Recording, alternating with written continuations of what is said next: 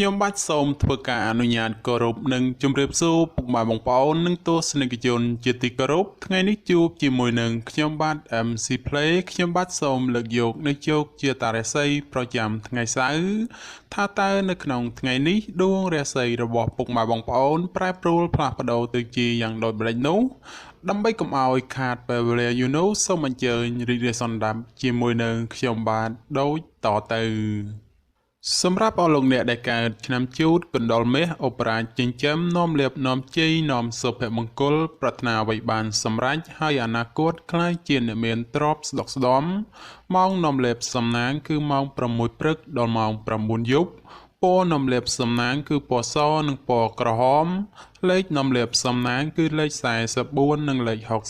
66សូមខមមិនលេខ888យកលេបសម្បត្តិទេវតាទ្រព្យមានបារមីស័ក្តិសិទ្ធិណាស់សៀចេញភ្លាមទំនេរទាយឆត់បំផុតនិងមានសំណាងល្អនិងប្រទានសម្បត្តិមហាសេដ្ឋីមានលៀបមានជ័យមានលុយចូលហោហៀសម្រាប់ឆ្នាំជូតនៅថ្ងៃនេះជោគជាតារាសីរបស់អស់លោកអ្នកល្អប្រសើរហើយបើទោះបីធ្វើអ្វីក៏ដោយតែងតែមានការរីកចម្រើនលូតលាស់និងមានជោគមានជ័យល្អប្រសើរសម្រាប់អ្នកប្រកបមុខរបររកស៊ីជួញដូរវិញមានការប្រជែងគ្នាច្រើនជាពិសេសមានប្រទាំងប្រទើជាមួយអ្នកមានមុខរបរដូចគ្នាហេតុនេះក៏បីមានការបើកចិត្តឲ្យទូលេបន្តិចទៅគ្មានរឿងរ៉ាវចម្រូងចម្រាសណាមួយកើតឡើងសម្រាប់ការធ្វើដំណើរទីចិត្តឆ្ងាយមានភាពសុខដុមទាំងពេលទៅនិងពេលត្រឡប់មកវិញរីឯបញ្ហាសម្ព័ន្ធស្នេហាកំឡោះក្រមុំមានការជឿនលឿនទៅមុខនិងផ្អែមល្ហែមល្អចំពោះគ្នាប្រពៃសម្រាប់អស់លោកអ្នកដែលកើតឆ្នាំឆ្លូវគោនាំលាភនាំជ័យនាំសុភមង្គលប្រាថ្នាអ្វីបានសម្រេចហើយអនាគតក្លាយជាអ្នកមានទ្រព្យសម្បត្តិស្ដុកស្ដំម៉ោងនាំលាភសំណាងគឺម៉ោង4ព្រឹកដល់ម៉ោង6ល្ងាចពណ៌នាំលាភសំណាងគឺពណ៌ក្រហមនិងពណ៌សលេខនាំលាភសំណាងគឺលេខ88និងលេខ99សូមខមមិនលេខ999យកលេខសម្បត្តិទេវតាទ្រព្យមានបារមីស័ក្តិសិទ្ធិណាស់សេចេញភ្លាមទំនេរទាយឆត់បំផុតនិងមានសំណាងល្អមានលេខមានជ័យមានលុយចូលហោហៀចំពោះឆ្នាំឆ្លូវនៅថ្ងៃនេះបើទោះបីធ្វើអ្វីក៏ដោយប្រយ័ត្នប្រយែងការទទួលខូចខាតអ្វីមួយរកនឹកស្មានមិនដល់ក្រៅពីនេះបើមានការទំនាក់ទំនងការងារឬធ្វើអ្វីមួយងាយមានការភ្លៀងផ្លាត់ណាស់ក៏បីមានការប្រុងប្រយ័ត្នប្រយែងទៅជៀសផុតពីផលលំបាកទាំងពួងទៅរួចសម្រាប់ការធ្វើដំណើរទីជិតឆ្ងាយចូលប្រយ័ត្នប្រយែងក្រុមមនុស្សបៀតបៀនយាយីដោយប្រការណាមួយរីឯបញ្ហាសេចក្តីស្នេហាប្រុសស្រីមានដំណើរការថយក្រោយចូលមានការប្រយ័ត្នប្រយែងចំនួនវិវាទឈានដល់ការបែកបាក់សម្រាប់អស់លោកអ្នកដែលកើតឆ្នាំខាលខ្លាសេដ្ឋីចិញ្ចឹមមានប្រាជ្ញាឆ្លាតវៃមានគំនិតភ្លឺថ្លាហើយអនាគតក្លាយជាអ្នកមានអំណាចនិងទ្រព្យស្ដុកស្ដំម៉ោងនាំលាភសំណាងគឺម៉ោង5ព្រឹកដល់ម៉ោង8យប់ពណ៌នាំលាភសំណាងគឺពណ៌សនិងពណ៌លឿងលេខនាំលាភសំណាងគឺលេខ68និងលេខ99សូមខមមិនលេខ555យកលេខសម្បត្តិទេវតាទ្រព្យមានបារមីស័ក្តិសិទ្ធិណាស់សៀចេញភ្លាមទំនេរទាយឆត់បំផុតនិងមានសំណាងល្អនិងប្រទានសម្បត្តិមហាសេដ្ឋីមានលៀបមានជ័យមានលុយចូលហោហៀចំពោះឆ្នាំខាលនៅថ្ងៃនេះការប្រកបការងារមានការជឿនលឿនច្រើនផ្នែកក្នុងនេះមិនថាជារឿងប្រកាសឬក៏រឿងផ្ទាល់ខ្លួននោះឡើយសម្រាប់អ្នកប្រកបមុខរបររកស៊ីជួញដូរវិញមានការរលូនទៅមុខល្អនិងការរកប្រាក់កម្រៃទៀតសោតក៏គ្រាន់បើជាងមុនផងសម្រាប់ការធ្វើដំណើរទីជិតឆ្ងាយជួបភាពសុខដុមទាំងពេលទៅនិងពេលត្រឡប់មកវិញរីឯបញ្ហាសម្ព័ន្ធស្នេហាកំឡោះក្រមុំឬមេម៉ាយពោះម៉ាយក្តីជួបរឿងការយល់ខុសនិងភាពប្រចែកប្រច័ណ្ឌកំពុងលុកលុយច្រើនដូចនេះត្រូវកាត់បន្ថយការបង្កើតចំនួនវិវាទចេញពីខ្លួនខ្លះទៅប្រសើរសម្រាប់អស់លោកអ្នកដែលកើតឆ្នាំថោះទុនសាយមាសមានបារមីដាច់ជះមានអំណាចមានមនុស្សជាច្រើនជួយជ្រោមជ្រែងការងារតូចធំដើម្បីឲ្យអនាគតក្លាយជាអ្នកមានអំណាចនិងទ្រព្យសម្បត្តិមហាសាលម៉ោងនាំលាភសំណាងគឺម៉ោង6ព្រឹកដល់ម៉ោង8យប់ ពណ៌នំលាបសំណាងគឺពណ៌ក្រហមនិងពណ៌ផ្កាឈូកលេខនំលាបសំណាងគឺលេខ72និងលេខ87សូមខមមិនលេខ168យកលេបសម្បត្តិមហាសិទ្ធិមានបារមីស័ក្តិសិទ្ធិណាស់សេចេញភ្លាមទំនេរទេឆត់បំផុតនិងមានសំណាងល្អនិងប្រទានសម្បត្តិមហាសិទ្ធិមានលេបបញ្ជីមានលុយចូលហោហៀចំពោះឆ្នាំថោះនៅថ្ងៃនេះបើលោកអ្នកមានការចាត់ចែងកិច្ចការងារចាស់ឬក៏កិច្ចការងារដែលនៅសេសសល់ពីមុនមកតែងតែផ្ដល់ផលល្អនៅពេលក្រោយវិញជានិច្ចចំពោះអ្នកប្រកបមុខរបររកស៊ីជួញដូរវិញមានការចម្រើនលូតលាស់ទៅមុខដូច្នោះជាឱកាសល្អក្នុងការផ្លាស់ប្ដូរមុខរបរឬបើកធ្វើចំនួនតូចធំបំផុតសម្រាប់ការធ្វើដំណើរទីជិតឆ្ងាយជួបសេចក្តីសុខក្សេមក្សាន្តដោយសពមួយដងរីឯបញ្ហាសម្ព័ន្ធស្នេហាប្រុសស្រីមានភាពយកចិត្តទុកដាក់និងផ្អែមល្ហែមល្អចំពោះគ្នាប្រពៃសម្រាប់អស់លោកអ្នកដែលកើតឆ្នាំរោងពោះអ្នកក្រេតមន្ត្រីចិញ្ចឹមធ្វើកិច្ចការងារអ្វីមួយអ្នកតែងតែមានគំនិតជ្រះថ្លាប្រាថ្នាអ្វីបានសម្រេចហើយការងារតូចធំតែងតែមានអ្នកគ្រប់គ្រងទំនុកបំរុងសពគ្រប់បែបយ៉ាងម៉ោងនាំលេបសំណាងគឺម៉ោង5ព្រឹកដល់ម៉ោង8យប់ពណ៌នំលាបសំណាងគឺពណ៌ប្រផេះនិងពណ៌ក្រហមលេខនំលាបសំណាងគឺលេខ58និងលេខ67សូមខមមិនលេខ168យកលេបសម្បត្តិអុកញ៉ាមានបារមីស័ក្តិសិទ្ធិណាស់សេចេញភ្លាមទំនេរទេឆត់បំផុតនិងមានសំណាងល្អនិងប្រទានសម្បត្តិមហាសិទ្ធិមានលេបមានជីមានលុយចូលហោហៀចំពោះឆ្នាំរោង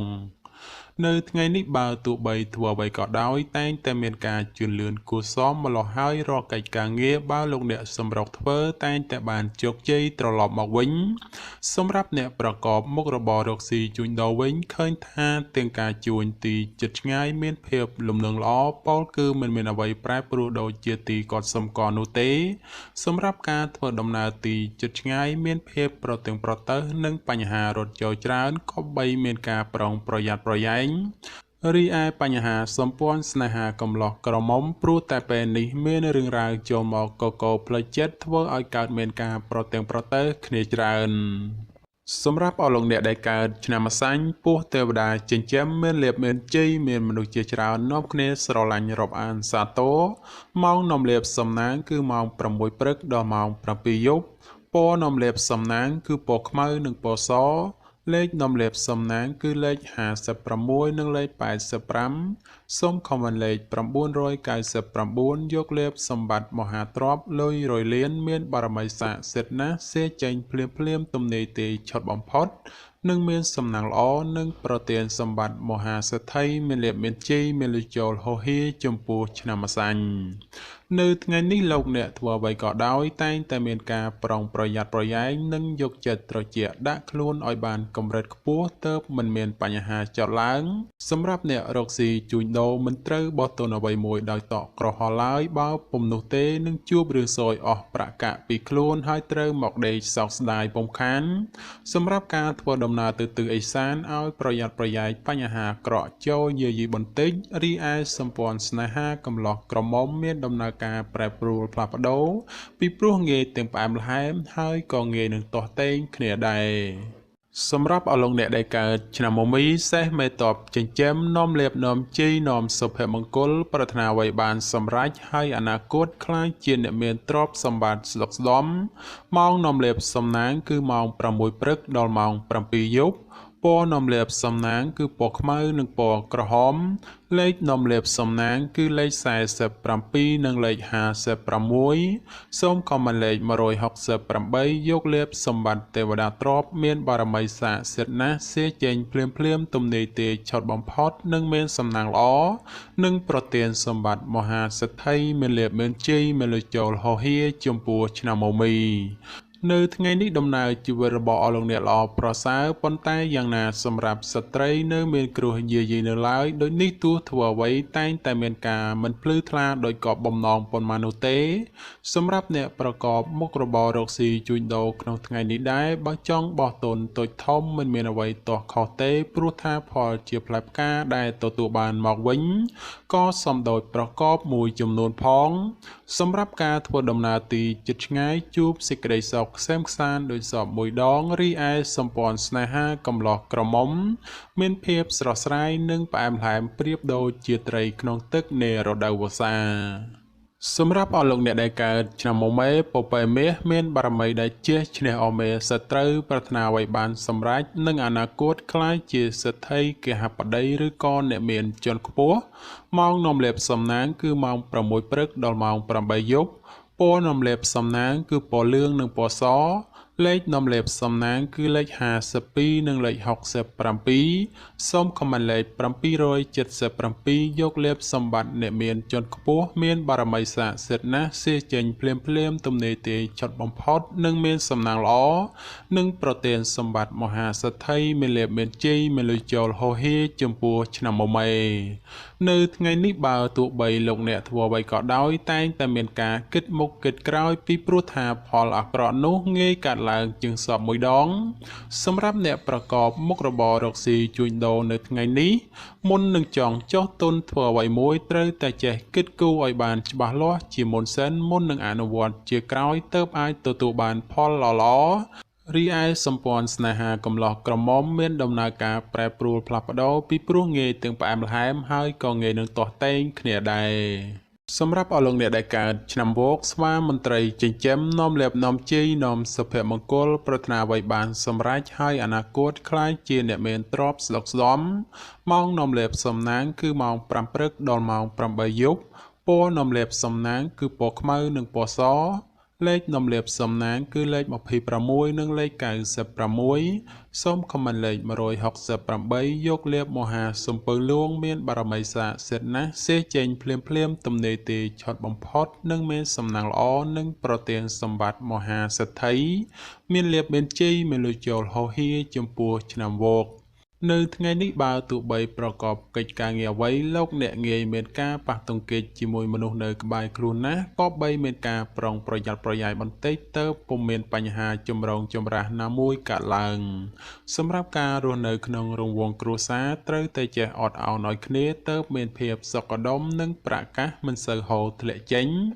សម្រាប់អ្នកប្រកបមុខរបររកស៊ីជួញដូរក្នុងថ្ងៃនេះការរកផលចំណូលជួបការលំបាកហើយតតែស្វែងរកបន្តិចទៅប្រកាសហូរចូលក្រនចិញ្ចឹមគ្រួសាររីឯសម្ព័ន្ធស្នេហាកំឡោះក្រមុំមានការជឿនលឿនទៅមុខនិងមានភាពផ្អែមល្ហែមល្អចំពោះគ្នាប្រពៃសម្រាប់អស់លោកអ្នកដែលកើតឆ្នាំរកាមន់មាសប្រាក់នាំលេបនាំសំណាងឧបរាជចិញ្ចឹមមានសំណាងល្អឈ្នះអមេសត្រូវប្រាថ្នាអ្វីបានសម្រេចនិងអនាគតក្លាយជាសេដ្ឋីគេហបតីឬក៏អ្នកមានជាន់ខ្ពស់ម៉ោងនាំលេបសំណាងគឺម៉ោង5ព្រឹកដល់ម៉ោង7យប់ពណ៌នាំលេបសំណាងគឺពណ៌លឿងនិងពណ៌សលេខនាំលេបសំណាងគឺលេខ85និងលេខ92សូមខមមិនលេខ168យកលេបសម្បត្តិអ្នកមានជាន់ខ្ពស់មានបារមីស័ក្តិសិទ្ធិណាស់សេចេញភ្លាមទំនេរទេឆុតបំផុតនិងមានសំណាងល្អនិងប្រទានសម្បត្តិមហាសេដ្ឋីមានលេបមានជ័យមានលុយចូលហោហៀចំពោះឆ្នាំរកានៅថ្ងៃនេះផ្ដល់ផលល្អសម្រាប់ការសម្រេចចិត្តការងារឬក៏បណ្ដាក់ទុនរកស៊ីក្នុងរឿងអ្វីមួយពីព្រោះថាផលជាផ្លែផ្កាឆ្លើយតបមកវិញគ្រាន់ជាទីពេញចិត្តជានិច្ចបើជាអ្នកប្រកបមុខរបររកស៊ីជួញដូរមានការលក់ចេញទិញចូលគ្រាន់រស់រវើកគួរសមហើយបើចង់ចរចារឿងអ្វីមួយតែងតែផ្ដល់ផលសម្រេចជានិច្ច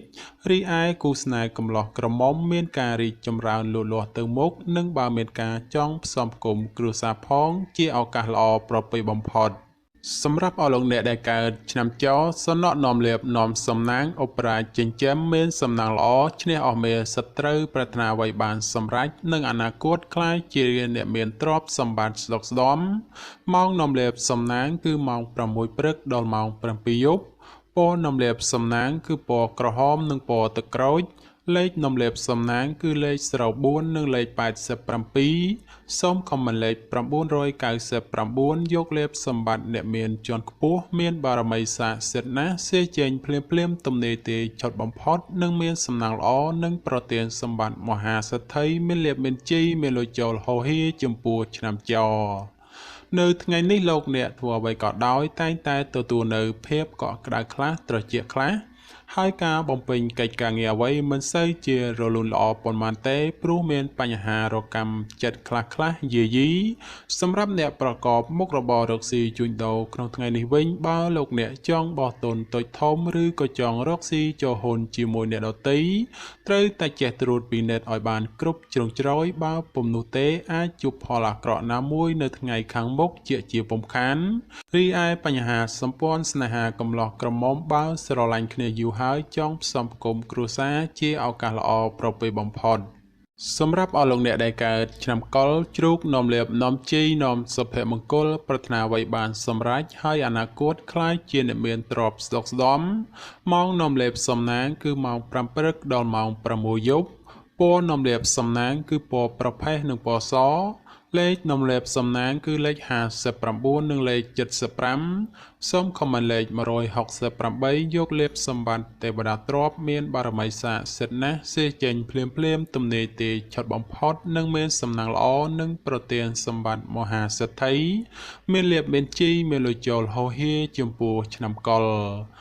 នៅថ្ងៃនេះដំណើរជីវិតរបស់អស់លោកអ្នកឃើញថាល្អប្រសើរហេតុនេះបើចង់ធ្វើអ្វីតែងតែផ្ដល់ផលជាផ្លែផ្កាមកវិញគ្រាន់ជាទីពេញចិត្តជានិច្ចសម្រាប់ការរស់នៅមានភាពសុខដុមនិងក្នុងរង្វង់គ្រួសារបើមានបញ្ហាជម្លោះវិវាទជាពេលវេលាល្អក្នុងការដោះស្រាយសម្រាប់អ្នកប្រកបមុខរបររកស៊ីជួញដូរនៅថ្ងៃនេះវិញបើលោកអ្នកចង់បើកហាងថ្មីឬក៏ចង់ប្រកបមុខជំនួញអ្វីមួយជាឱកាសល្អប្រពៃបំផុតការធ្វើដំណើរទីជិតឆ្ងាយមានភាពសុខដុមទាំងពេលទៅនិងពេលត្រឡប់មកវិញតែបញ្ហាសម្ព័ន្ធស្នេហាកំឡោះក្រមុំបានស្គាល់ចិត្តស្គាល់ថ្លើមគ្នាយូរហើយជាឱកាសល្អក្នុងការផ្សំផ្គុំគ្រួសារបំផុត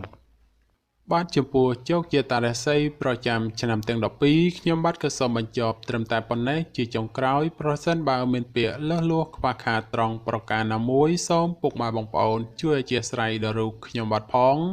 ហើយខ្ញុំបាទក៏សូមអរគុណនិងសូមជម្រាបលា